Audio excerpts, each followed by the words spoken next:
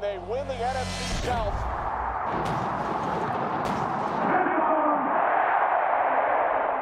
What's good, everybody? Let's talk some Tampa sports. 2 3-1 teams. 2 teams in the 50th anniversary of their franchise. 2 teams wearing their throwback logos.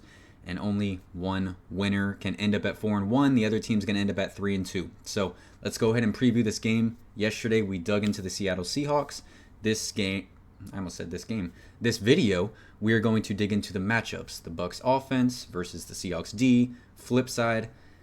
Every video now, we have to talk about special teams for the Tampa Bay Buccaneers because that is unfortunately a talking point. So let's get into it. Before we even dig into like the matchups themselves, first priority for the Tampa Bay Buccaneers is to start fast. It is to start fast offensively and defensively. We have not seen both of them start fast yet this season. You think week 1, neither of them started fast. The Bucs gave up a 50-yard touchdown to Bijan Robinson on the first drive, and then the Bucs offense was not clicking until later on in that game. Week 2, that was the first time the Bucs offense, they scored on their opening drive, but the defense also gave up a touchdown again on the opening drive. The Jets game in week 3 was probably the best start the Bucs have had this season, but even that, you think the offense went out and there was all of those holding penalties and all of just that ridiculous with the referees in the first quarter. And then on the flip side, the Jets had an 11-play drive that took 6 minutes off the clock, and that resulted in a field goal. So I wouldn't necessarily call that a hot start either. Philly, we don't even have to talk about that. We can pretend that, yeah. Start fast. Come in with some energy. Come in with some sort of momentum, some fight. Ready to go. Rally these guys. We cannot continue to try to make these fourth quarter comebacks or these late game comebacks. Because when you go up against quality teams, like the Philadelphia Eagles, you put yourself in a 24-6 hole. Even though you play that good in the second half, Jalen Hurts doesn't complete a single pass. Their offense ends the second half with -1 total yards. It still wasn't enough to make the comeback. The Bucs have to start fast. They cannot keep relying on these comebacks, as fun as and exciting as they are. When you play quality teams like the Eagles, like the Seahawks, don't want to put yourself in that situation. This is your injury report. I said it last week against the Eagles. The goal is to keep the game close as long as possible and try to get yourself a win towards the end of that game. Obviously, that did not come to fruition at all against the Philadelphia Eagles, just spotting them 7 points to start the game off a blocked punt, return for a touchdown. This week, same thing. Like, when you're dealing with this amount of injuries, it barely fits on my screen to show you guys. I think we got it right here. That's the injury list for the Tampa Bay Buccaneers. Yesterday, Todd Bowles went up in that press conference and made an absolutely insane, truthful but insane statement, stating that the Bucs did it just to walk through yesterday, because if they had an actual practice, they would have had more guys sitting out than guys practicing. That's an insane statement.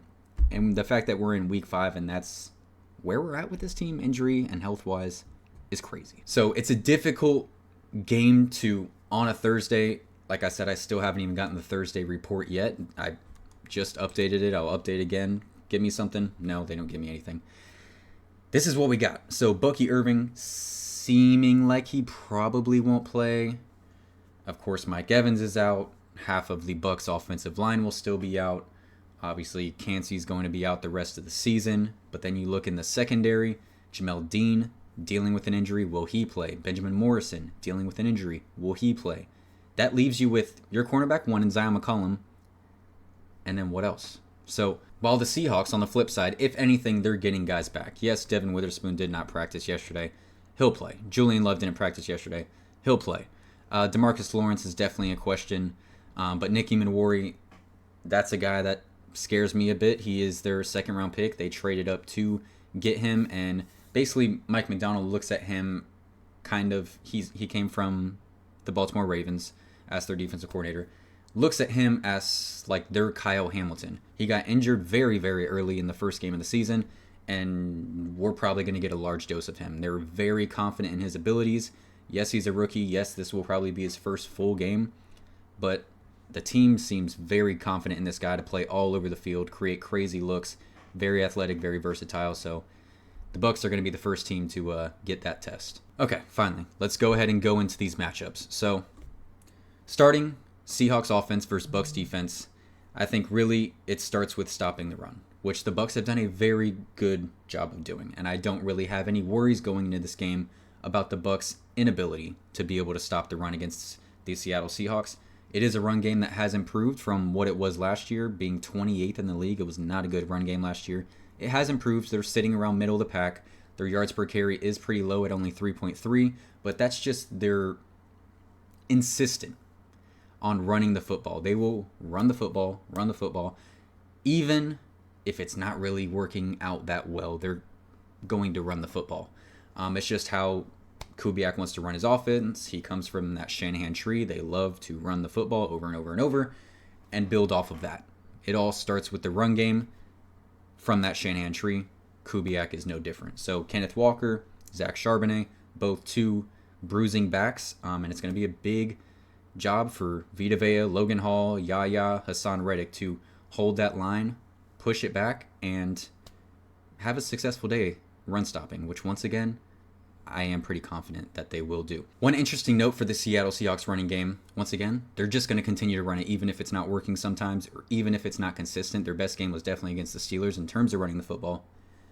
But no team in the NFL has more plays running the football of 0 yards, so no gain, or getting tackled behind the line of scrimmage.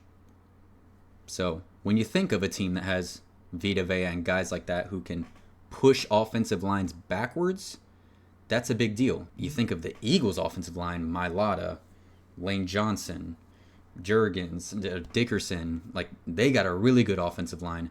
Definitely a better offensive line than the Seattle Seahawks, who's definitely more younger and continues to grow and get better. The Bucs had 11 tackles for loss against the Philadelphia Eagles. So going up against a team, going from that to the Seahawks, no team has had more plays of 0 or negative yards running the football. I like the Bucs' chances when it comes to running or stopping the run, Once again, younger offensive line.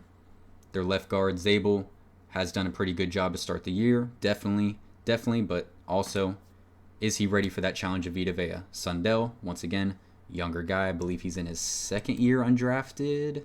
Yeah. And a smaller guy as well. So I think he might be under 300. Okay, he's exactly at 300.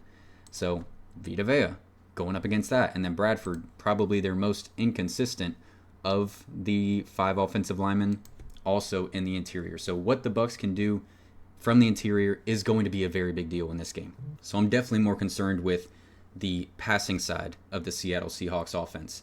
And it's lethal. It is lethal for sure. Jackson Smith-Njigba has been a top 5 receiver so far this year for sure.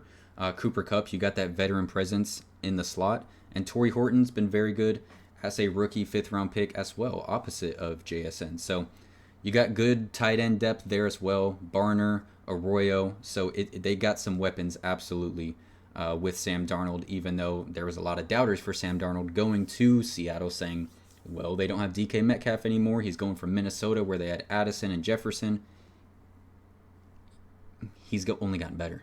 He's only gotten better minus those weapons. So you got to give him credit there. He looks extremely... I already gave him a ton of praise yesterday, so I'm not going to go through that all again. But he's getting the ball out very quick. He looks extremely confident. Basically is the overall theme of what Sam Darnold has done. Has been a fantastic quarterback for the Seahawks through 4 games this year, leading to that 3-1 record, which probably should be 4-0 if you watch that 49ers game. So I really think the goal for Sam Darnold is to make him uncomfortable, make him less confident. Todd Bowles, he's probably the perfect guy to do that. When you think of the creative looks, the crazy blitzes, what he can do to throw off quarterbacks. We've seen him do it for years now at this point. Sometimes it bites him in the you-know-what. Sometimes it works. So we'll see how it works for Sam Darnold, who, once again, looking very confident. We need to knock him off his stance. He's getting the ball out 2.5 seconds. Just hike, boom, boom, get the ball out. Primarily in the middle of the field is where this team has been attacking, and that is a weakness of the Buccaneers. When you look at Servassier Dennis and Levante David, that combination so far this year, primarily Servassier Dennis, it's not looked very good in the middle of the field at that second level. In the third level, Tyke Smith and Antoine Winfield Jr., I mean, one of the best safety duos in the entire NFL, so I'm not worried about too much deep, but that second level with the tight ends, with Cup maybe towards the middle, and then JSN, they attack it, and the Bucs need to be on the lookout there. So not only with the blitzes with Todd Bowles to make Sam Darnold uncomfortable, but I really think that interior pressure. Once again, I think Vita Vea is the biggest piece in this game, the biggest X factor in this game. When you look at what he provides in that middle, not only run stopping, but also being able to rush the passer. Had 2 sacks last week against the Philadelphia Eagles, going up against a younger interior offensive line. So if you can get pressure up the middle, that is definitely one way to reduce the effectiveness of in between the hash throws and just forcing Sam Darnold to get off of his stance. Once again, 2.5 seconds has to be top 5 to top 7 in the NFL in terms of letting go of the football. And if you're getting pressure in his face, you're going to force him to back off, try to scramble outside, left or right, and that throws things off a bit. So that's the game plan for the Bucs in my eyes. Obviously, the Seahawks, once again, they're going to continue to try to run the football. They're going to feed JSN. JSN, I think every single game so far this season has had a reception of 35 yards or more. So that's an interesting note. JSN, I know for sure, has 4 plays of over 30 yards so far this season. The Bucs, as a whole, have only given up 2 plays to everyone that they've played. All the receivers, all the running backs, only 2 plays of over 30 yards. So that big playability, that's going to be a big matchup. Can they make those big plays to Smith and Jigba, Torrey Horton? Can Kenneth Walker break off a big run? The Bucs have been very good in eliminating that so far this season. So let's go ahead and flip sides. So this bruised and battered Bucs offense against this very good, continuing to get even more healthy Seahawks defense. It's a concern. It is absolutely a concern. I do think their defense is right there with the Eagles, if not better. I think they have more depth than the Eagles. The Eagles might have a little bit more star power, but just overall, the Seahawks defense is really good. And just from the front to the second level to the secondary, they got dogs.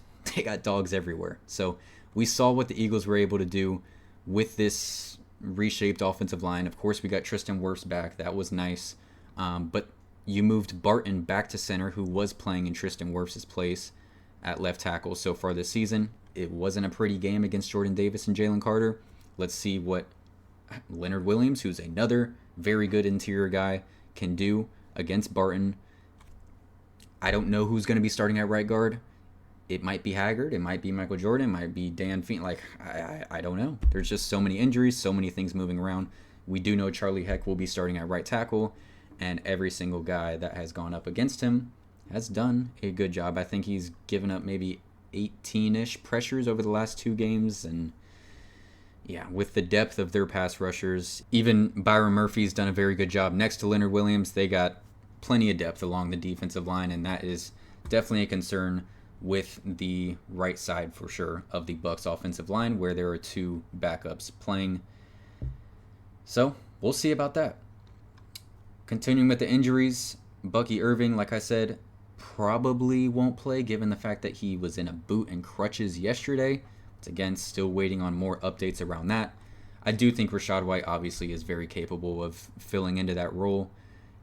Can he carry the weight of what him and Bucky Irving can do? Probably not, but Rachaad White, absolutely a very good running back, capable, and then you throw in Sean Tucker, very talented there. And then we might even see the debut of Josh Williams, rookie running back out of LSU, and I'm actually very excited to see that if we do get to see him get some playing time. Cade Otton, does he still play for the Buccaneers? I would love to see him get some run in this game. Once again, with all of these injuries to receivers, you don't have Evans, you still don't have Jalen McMillan. I'd like to see Cade Otton get some targets. Like, he looked very good in Cohen's offense last year, but we're just not seeing much from him so far in Grizzard's offense when it's supposed to be very similar. Ibuka's a stud. Godwin's a stud. Obviously, last week, kind of getting his feet under him, his first game back from a gruesome injury. I expect him to continue to get better and better and better. So this week, I hope to see better than what we saw last week from Godwin, who I don't think he had a bad game. Just continue to get his feet back under him. Sterling Shepard has been a pleasant surprise for the Buccaneers, being able to fill in. I feel like every video is almost the same thing at this point, but it's the formula to win when you're playing this injured. You got to keep the game as close as you can for as long as you can. You can't turn the ball over. You got to be able to run the football. So Rachaad White, Sean Tucker, Josh Williams, those guys have to be able to run the football. So if they can get a run game going, I'll feel a lot better about the offense, because if they are able to stop the run, which they've been pretty good job of so far this year, when you look at Ernest Jones and that defensive line like I was talking about, Witherspoon in the slot's a good tackler. It could get shaky if you're forcing Baker Mayfield to throw against this secondary, who, once again, is loaded. Josh Jobe, Witherspoon, Julian Love, Kobe Bryant, Tariq Woolen. Once again, they got guys behind those guys who are very capable and could start on other teams. So, like I said, the depth on their defense is very impressive. So we cannot get into a situation where Baker Mayfield's just forced to throw the ball and drop back, allow those edge rushers and Leonard Williams to just dig into that pass rush. You have to be respectable in running the football and force them to play balanced defensively and be able to, build off of play action, screen plays, whether it's to the running back, to the wide receiver, things like that. All the things we talked about so far this season, dealing with these insane amount of injuries, it applies in this game. Hopefully they can carry that formula. Once again, keeping the game as long as possible. You saw them do it against the Falcons, against the Jets. They started pulling away. They kind of let the Jets come back a little bit, which was a little uncharacteristic. And then against the Texans. So you just can't have a game like the Eagles where at halftime you're down 3 scores. In the first quarter, you spot them 7 points on special teams. So let's go ahead and talk about that. Special teams, I believe the Seahawks have a blocked punt and a blocked field goal so far this year. Clean it up, y'all. Clean it up. We cannot have another situation like that. But I think that just about covers everything. It's going to be a crazy environment out there in Seattle. Obviously, this really fun game between these 2 3-1 teams. And then later that night, I think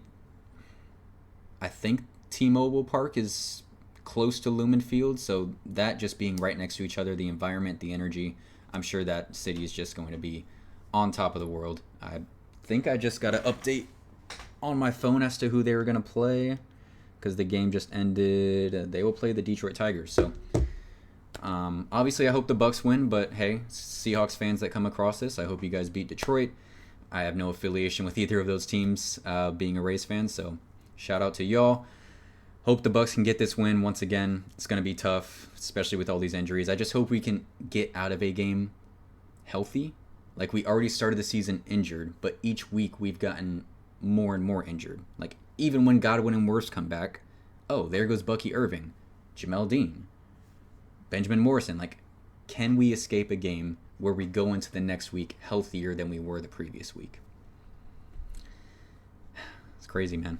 That's going to be it for me. Leave your comments down below. Score predictions if you have some. Like and subscribe if you haven't already. Go Bucs. Y'all have a blessed one.